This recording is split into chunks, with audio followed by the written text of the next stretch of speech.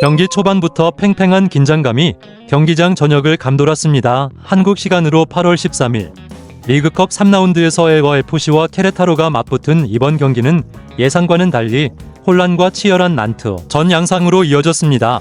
많은 이들이 승리를 포기하는 듯한 절망적인 분위기가 감돌았음에도 불구하고 오직 손흥민 선수만은 달랐습니다. 그의 끈질긴 의지와 탁월한 경기력은 현지 중계진마저 말을 잇지 못할 정도로 충격적이면서도 감동적인 순간들을 만들어냈습니다. 경기 초반 가장 먼저 무너지기 시작한 것은 공격진이 아닌 팀의 중심인 주장 요리스였습니다. 요리스는 경기 시작과 함께 평소의 침착함을 잃고 상대 선수에게 거칠게 달려드는 모습을 보이며 경기 분위기를 급격히 흔들어 놓았습니다. 이러한 그의 예기치 못한 감정 폭발은 팀 내 긴장감을 증폭시켰고 선수들 간의 충돌과 다툼이 빈번해지면서 경기 자체가 아수라장으로 변하는 위태로운 상황에 직면하게 만들었습니다. 경기 시작 직후부터 곳곳에서 이상 징후가 포착됐습니다. 예를 들어 부안가는 혼자서 드리블을 시도했으나 볼 터치가 길어지면서 상대에게 공을 빼앗기는 실수를 반복했습니다. 단 한 번의 작은 실수도 곧바로 상대의 위협적인 슈팅으로 이어지는 악순환이 계속되었죠. 특히 문제는 이런 실수가 한두 번에 그치지 않고 지속됐다는 점입니다. LAFC는 공격 과정에서 계속해서 공을 잃었고 전반 12분에는 아군 진영에서 치명적으로 볼을 빼앗기면서 결국 선제골까지 내주고 말았습니다. 단 12분 만에 경기 흐름이 완전히 상대에게 넘어간 셈이었습니다. 더 심각했던 문제는 공이 앞으로 나가지 않는 상황이 지속됐다는 점입니다. 전방에 위치한 손흥민에게 공이 제대로 연결되지 않자 그는 직접 중원으로 내려와 수비를 끌고 다니기 시작했습니다. 만약 손흥민이 내려와서 볼을 받지 않았다면 LAFC의 공격 전개는 사실상 멈췄을 것입니다. 손흥민이 공을 잡으면 상대 수비수들이 몰려들었고 이로 인해 반대편 공간은 자연스럽게 넓어졌습니다. 그는 이미 상대 수비가 집중된 반대편을 예리하게 주시하며 빈 공간으로 정확한 패스를 찔러 넣었지만 아쉽게도 동료 샤펠버그가 결정적인 기회를 살리지 못했습니다. 이러한 패턴은 경기 내내 반복됐습니다. 손흥민에게 수비가 몰리면 반대편 공간은 자연스럽게 열렸고 그는 이를 간파해 동료들에게 기회를 만들어줬으나 LAFC 선수들은 끝내 골을 성공시키지 못했습니다. 그럼에도 손흥민은 흔들리지 않고 계속해서 공간을 창출해냈습니다. 공격의 핵심 역할을 하지 못하는 팀 동료들과 달리 손흥민은 직접 압박에 가담하고 공이 오지 않으면 중앙과 측면을 자유자재로 오가며 경기장 전역을 누비는 모습을 보여주었습니다. 그는 마치 미드필더와 공격수를 동시에 소화하는 듯한 전천 후 활약을 펼쳤습니다.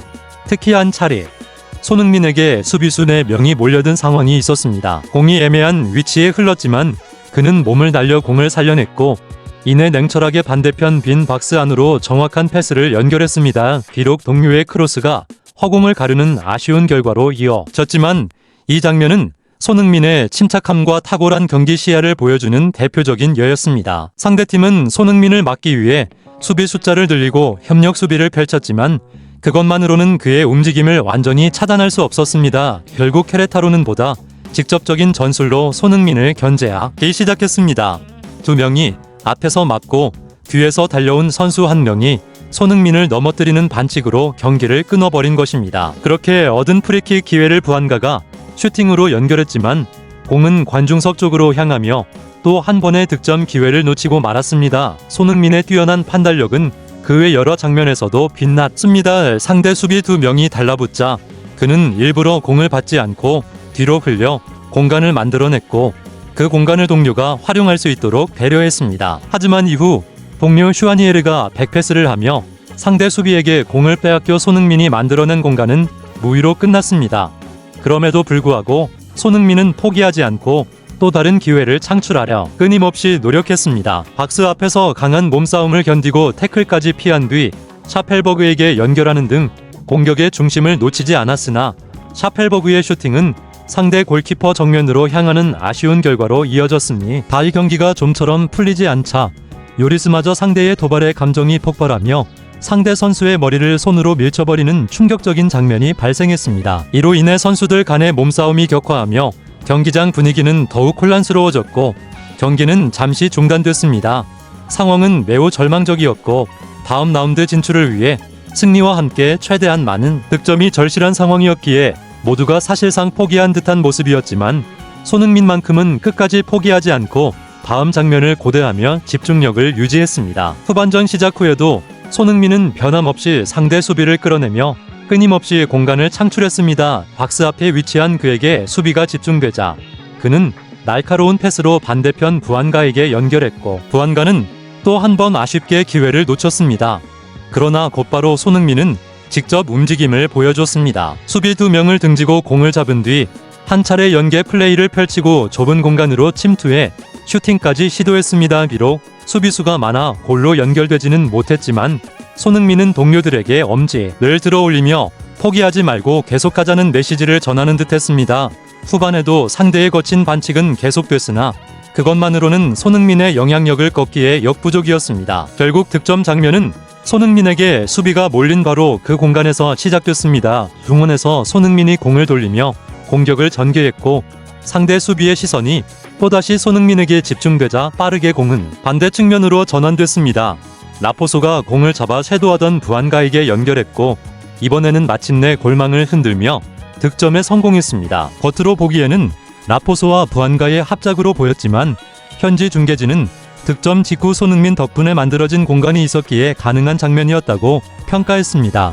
즉, 이번 득점의 출발점은 실상부 손흥민의 플레이였던 셈입니다. 이후에도 손흥민은 계속해서 기회를 창출했으나 추가 득점은 이루어지지 않았고 결국 경기는 정규시간 1대1 무승부로 종료되어 승부차기로 돌입했습니다. 승부차기에서 손흥민은 LYFC 두 번째 키커로 나섰습니다. 상대 골키퍼 기에르모 엘리스는 35세 베테랑으로 뛰어난 순간 반응과 민첩성을 자랑하는 선수였으나 손흥민은 침착함을 잃지 않았습니다. 슈팅 순간 시선을 오른쪽으로 고정하며 완벽하게 엘리슨을 속였고 골을 성공시키며 팀의 중요한 득점을 안겼습니다. 결국 승부차기 결과는 5대3로 LYFC가 승리했지만 손흥민의 활약은 단연 돋보였습니다. 경기 종료 후 발표된 통계는 손흥민의 압도적인 활약을 더욱 극명하게 보여주었습니다. 그는 양팀 선수들 중 가장 많은 우회 기회를 창출했으며 무려 14회의 전방 압박을 기록해 상대 수비진을 끊임없이 흔들었습니다. 최고 속도는 시속 34.3km에 달할 정도로 빠른 움직임을 선보였고 그의 움직임에 따라 상대 수비 두세 명이 동시에 몰려드는 손흥민 효과는 현지 매체들로부터 극찬을 받았습니다. 이들은 일제히 오늘 경기를 설계하고 결정지은 진짜 1등 공신은 손흥민이라며 혀를 내둘렀습니다.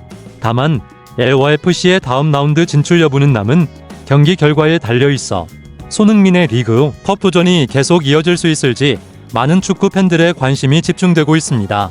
그의 다음 경기를 놓치고 싶지 않다면 구독과 좋아요를 눌러 응원해 주시길 바랍니다. 손흥민이 보여준 불굴의 투지와 천재적인 경기 운영은 앞으로도 수많은 축구 팬들에게 깊은 인상을 남길 것입니다. 환호 박수.